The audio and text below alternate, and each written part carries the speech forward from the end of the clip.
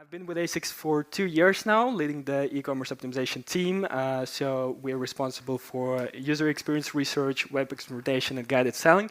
Before that, I worked with different companies in different industries. Again, e-commerce, betting, software, so lots of stuff, but my roles have always evolved around user experience. And well, probably I'll tell you a bit more in the due course, but also let me do a bit of a branding moment. I really hope that everyone here knows ASICS because, well, we're #1 brand in made for used for running category in Europe, even in Germany. We're even ahead of domestic brands like Adi and Puma. And we've been around for quite a while. Actually, we recently celebrated our 75th anniversary, which was a good fun. And throughout those 75 years, we've always had a very noble pursuit. And actually, that pursuit is even reflected in our name. Speaking of which, yeah, it can be pronounced ASICS, ASICS, or even A6, because whenever I tell the name of the company to people, some people always struggle to understand what the company is. And then when I say, let's say ASICS, this is my default option. Those people who do not understand it, then I switch to ASICS, and then everything falls back into place. And I'm really curious how many of you know what ASICS stands for? Okay, go ahead. Okay, the promo code is on me. Thanks. That's a Latin acronym. It's not just a random 5-letter word. That's indeed anima sana in corpore sano, which can be translated as a sound mind and a sound body. And that's pretty much our purpose. And with that purpose in mind, we also have 4 key pillars that we always have in mind while delivering that purpose, which are innovations, traditional craftsmanship, societal contribution, positive societal contribution, obviously, and continuous improvement. And the last one here is probably the one that relates the most to what I'm doing and what my team are doing at ASICS, because basically that's always a continuous improvement, that's continuous iteration in order to deliver the best-in-class experience on asics.com in EMEA region. Which brings us nicely to the agenda of today's presentation. As you can see, there are not too many things here, because honestly, I didn't want to make it too formal. So let me tell you a story instead. And I think this story will be quite familiar to a lot of you guys. So once upon a time, let's imagine a digital business or phygital business, because obviously we operate in the omni-channel industry. And some leaders at the organization decided, well, I mean, that's obvious in the market economy, that they want to maintain the position of the company and maybe even grow faster than competitors. Well, who doesn't want to do that? And then another smart person in the leadership team says, let's invest in consumer experience, which also sounds quite smart. And at that point, obviously, we need those leaders who understand what's needed to elevate and to level up the consumer experience. And at that point, we might hire a new dedicated consumer experience team. So what does that team do? Well, they employ different research methods. They start digging in. They try to understand what are the frictions on your platform, whether it's a website or an app, or maybe it can even be a digital experience in store. Of course, they use different user experience research methods. Of course, if you have available resources, they look into customer feedback. They run usability testing. They obviously validate solutions through split testing. But in order to get those ideas, of course, they need to find those ideas across the organization. And they can, of course, ask their stakeholders, think of the sales team, operations, a marketing team, or any other stakeholder that's relevant for your organization. And of course, they also use different user experience methods here. And then, of course, the ideas start to flow in. Lots of ideas, obviously, from different stakeholders, from the research. And at some point, that team becomes really overwhelmed because, well, there are simply too many ideas because everyone has a say in that. And sometimes those ideas are conflicting, especially in between the stakeholders.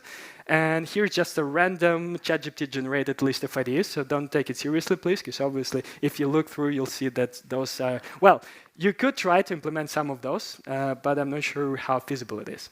So at some point, you find yourselves in a very sketchy position where you have too many ideas and obviously limited bandwidth, because I think for most companies, the resources is always a problem, right? Unfortunately, we cannot operate in an unlimited resource landscape. So what do? We start to prioritize, right? So we have all those dozens, maybe hundreds, maybe even thousands of ideas.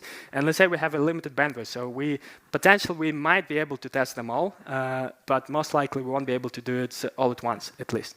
So we can start with a relatively straightforward framework. I'm sure some of you might be familiar with this one.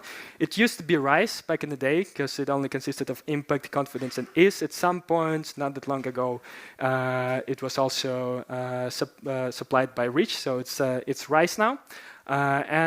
Using those dimensions, those 4 dimensions, you can start to move around the ideas in your list and prioritize the ones that you think will potentially make an impact. Because obviously, we'll never really know what's going to drive the revenue or whatever other KPI that you're using, but at least it gives you some indication on what might potentially work. And I would say that you should. I'm sorry. I thought it was winter already, but apparently not. I would say that you should focus on measurable attributes, because obviously confidence and is are important, but most likely they're quite subjective. And speaking of is, for example, if you guys ever work with development teams, they sometimes use so-called story points, but in the end it's also subjective. It's based on their experience, but it's not something that they can really measure. Same applies to confidence. Well, reach and impact can be measured, and luckily they can be measured through Contentsquare. So let's start with reach. There are a couple of questions that are relevant for this dimension. I've listed 3 here. So how big is the experiment? So how many users, how many sessions or page views will potentially be part of your experiment? How do experiment triggers influence the size of the audience? Because obviously sometimes you might be testing something on the homepage, which is quite straightforward. But what if your users need to perform a certain action before they actually treat it with the experience that you're testing? And then also the potential dilution level. Here it's getting a bit more technical, but bear with me. I'll explain in more detail there. And there are 3 modules in Contentsquare that's very helpful to answer all these questions. And let's start with page comparator. So what we do at ASICS, it's a very simple yet flexible framework when it comes to reach. So we use a very straightforward bucketing system, and it's a 2-fold, 2-layered bucketing system. So since we're operating across 15 or 16 markets in the EMEA region, we don't always test something across all the countries. So we might be testing something in Germany specifically or in the UK. So we start looking, okay, what is the proportion of our regional traffic is affected by the potential test, and then we come down to the on-site level. So for example, if we're only testing something on PDP, obviously it's not all of your customers, right? Or in the checkout, it's most likely something around 3 to 5% of all your consumers. And again, a page comparator, very useful here. So obviously you can filter by geographical location, and you can clearly see, okay, what is the proportion of your overall traffic volume that's coming from Germany? And you can already see, okay, let's say it's 20% of my overall traffic, but then for another experiment that will run across all markets, it's going to be 100%. So already there's a higher probability of detecting an impact there, because it's very basic statistical concept. So the more people you have in the experiment, the more likely you'll be able to detect a smaller impact there. And then we drill down to the on-site level, and we can also see that obviously we don't have too many users on PDP, so it's roughly 45% here. So that's already not 100%. So you can expect that by running experiment on PDP, you won't be able to address all the audience on the website. And what about if your treatment, so the feature that you're about to test in a split test, whether it's A/B, A/B/C test, what if it's triggered by a certain behavior? So I have an example here of users who apply a size filter on product listing page before going to PDP. And obviously, not every user interacts with filters on PLP. Unfortunately, some of them, depending on the brand again, maybe even most of them bounce of the PLP. But what we can see here that obviously the audience who apply the size filter is way smaller than all users on PLP. But at the same time, out of those users, more users progress to PDP. So we can see, okay, how many users and how many sessions we have in that specific flow. And that helps us to be more accurate in sorting different experiments and trying to find out how big the potential reach is. Coming up next, oops, sorry. Here's a video. I really hope that is gonna work. Let's see. Let's try again. Yes, it does work. So we have a mobile PDP here, and imagine we want to test something below the fold. So we have an example of service USPs here with the exposure rate of only 31.6%. And if you think that you're going to test something with those USP on a PDP level, then you're ignoring the fact that only a third of your PDP traffic will be actually exposed to the treatment. And then when you look at the results, and imagine it's negative, and you're saying, okay, that didn't work. But in fact, your test was highly diluted because 70% of your users didn't even see the change. So basically, the data is invalid, and you can't really rely on those results. And also, it helps you to prioritize the experience, because obviously, you might have a bigger exposure of different elements on page, and then obviously, you'll get more traffic there. But then if your test audience is diluted, then you're running into risk of having invalid results, and most likely, the impact on business will not be as positive as you might have thought. Coming on to impact, because obviously reach is good, and the bigger the reach, the more likely we get in results, positive or negative.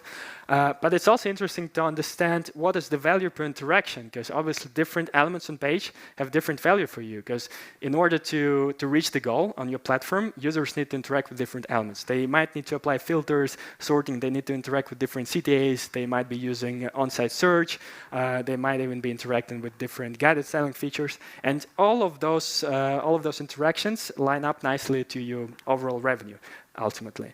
And also, it's interesting to understand what is the extra value of desired behavior, because of course, when you're trying to identify friction, most likely you're coming up with a solution to fix that friction. But you can't really say in advance what is the value of that solution. But there's a bit of magic there. We'll get there in a minute. And you might be able to be more precise with those anticipations. And here are two modules from Contentsquare that, again, are very helpful to answer these two questions: zoning analysis and impact. When it comes to impacts, it's a slightly different visualization compared to what I've just shown you for reach, but we're also using a bucketing system here. So we are considering two sub-dimensions here, usage and value, because again, every element on your website has a certain level of usage and also a certain value. So again, we're using three potential levels of usage and value, and normally you can combine them all, and then when you have all of your potential solutions scored using this approach, you can easily understand, okay, maybe there are some elements that have low usage but very high value. So we might need to think of how can we increase usage there to derive more value out of it. Or on the contrary, we might have different elements that have high value but very low usage. Maybe because of the lower exposure rate, maybe some other reasons. But you need to consider both things, because otherwise, again, you might be not considering factors affecting your ultimate result. And we have two examples here, the cart page and the product listing page. So the cart page is on mobile, and PLP is our desktop PLP version. So at the top of the screen, we see in usage, which in this case is click rate. And we can see, for example, in the cart page, we have complementary products. So basically a recommendation carousel with socks, which has a very low, seemingly low interaction rate of 0.55%. And on the desktop PLP, we see in different filters with a higher usage rate. So we can see click rate of 6.78%, for example, which is more than 10 times higher than the socks on the cart page. But if we look at the value, obviously the value of the recommendations on the cart page is way higher than the value of users who interact with the filters. So if you combine these two things together, you get a more fair assessment of what you can get of optimizing certain elements on your website. And here's another example that can be useful for impact quantification. So we have actual data here. So This is a product details page in mobile.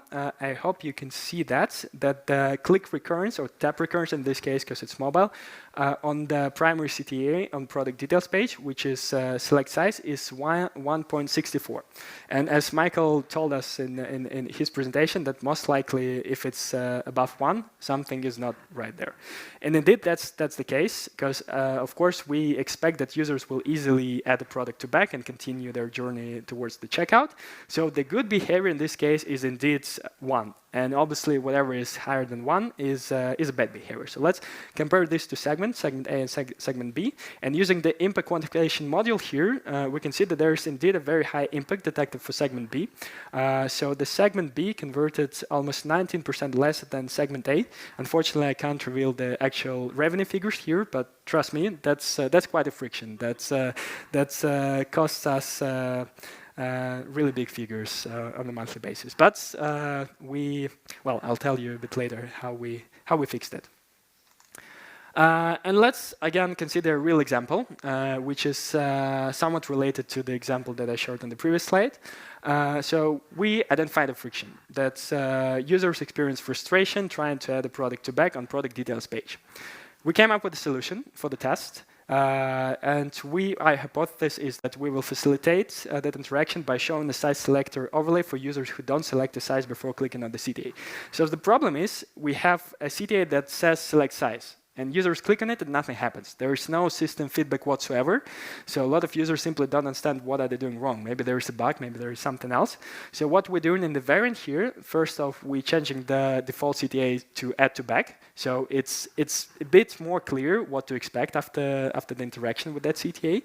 And also for users who haven't selected the size prior to that interaction, we're showing this size overlay there. So when they click on the CTA, this overlay pops up, and upon selecting the size there, the product is added to cart right away.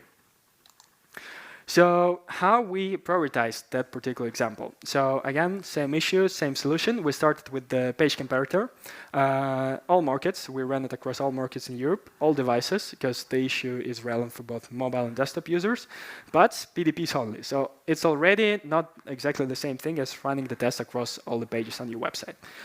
Then we used zoning analysis to see what would the dilution rate be there, because unfortunately, the CTA is not in the first viewport on mobile, and I think it's roughly on the fault line for desktop. So the data is combined for mobile and desktop here, so you can see that the exposure rate is only a third of users on PDP, 36%. In terms of click and tap rate, it's 2.35% here. Again, indicates that something might be wrong there, but also depends on whether you are using that metric on the page view level or session level. And then we also checked value of that interaction, revenue per click or tap. But again, can't disclose that figure. And we used the same technique as in the previous slides. We went into the impact quantification module, and we saw that indeed there is a friction there. So it already helped us to differentiate it against other potential tests that we wanted to run in the upcoming testing cycle.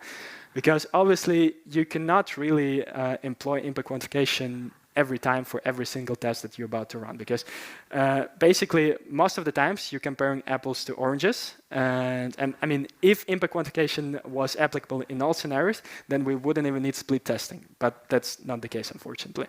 So it is kind of magic, but it's not full sorcery there. And that's how we do it at ASICS. So this is one of my favorite examples. It may not be as interesting and maybe not as complex as with this one, but it really helps us because basically Contentsquare is our go-to tool when it comes to prioritization. We do have other dimensions as well. So I highlighted the RISE framework. For us, it's a bit more custom. So we also added a couple of more dimensions that are relevant for us as a business. But I think that's a good start for any business, any team that doesn't know how to deal with the constant flow of ideas coming from different stakeholders or research or consumer feedback. And that brings us to the closing notes. So first one, which I believe is obvious to everyone in this room, positive consumer experience is a great differentiation factor for you. And we heard from Mo today that, of course, most marketers in the next couple of years expect that through CX, they'll be able to grow their businesses. And I totally agree with him on that. Second point here is that you need to identify opportunities or frictions and validate solutions. You can use different methods and methodologies to identify opportunities. Depends, again, on your tool set. But my recommendation always, and I'm a bit biased here because that's my team's bread and butter, is to run split tests for most solutions. I could go into detail and tell you a bit more about testing decision tree.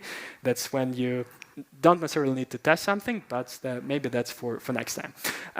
Third one here is that you should prioritize based on what's relevant for your business and your consumers. Again, there are generic frameworks that are really helpful, but you should always place your consumers in the spotlight and think of what's relevant for them, what's relevant for you, what's feasible for you. And then when you come down to your refined prioritization framework, I believe that you should focus on measurable attributes. You can also add different weights. For example, if you want to, again, focus a bit more on measurable attributes, but you want to use the same scale, you can add weights to measurable attributes, and then you'll be basically relying on them more than on less objective dimensions there. And that's pretty much it, folks. Thanks for listening in. I hope that you heard something valuable and useful for yourselves. And yeah, looking forward to your questions. Thank you.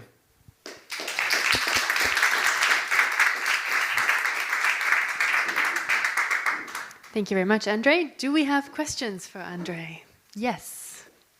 Should have asked first before I walked. Thank you very much, Andre.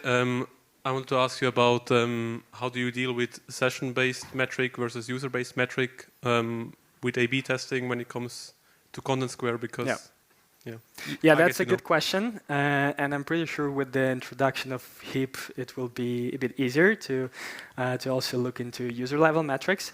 Honestly, we run tests, so our experimentation unit is users. So of course, we would want to also track all the KPIs on the user level, which is not possible yet.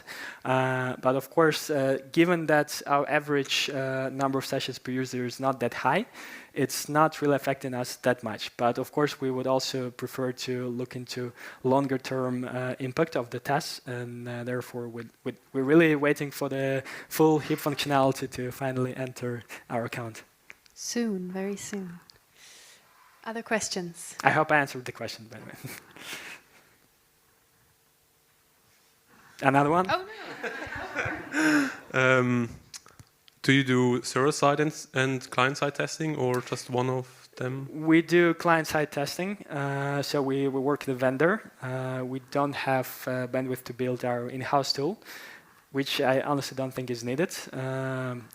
But yeah, we work with the client-side testing. There are some trade-offs there, because obviously it has its impact on the website loading speed. But we're also using synchronous text setup, so it's slightly decreases the flicker effect for us. Yeah, and why not server-side as well? For server-side, we never really considered that, because potentially that's just a lot of back-end work for us. But maybe at some point, if we manage to scale up the experiments, because I mean, we're not booking.com. We don't run thousands of experiments simultaneously. But maybe if we get extra headcount, hope my manager will watch this this presentation, then we might consider that option at some point. All right, and the implementation will be then server-side, right? Like the winning variant will then be implemented server-side? Yeah. All right. If you have resources for it. Yeah. Indeed. Thank you very much.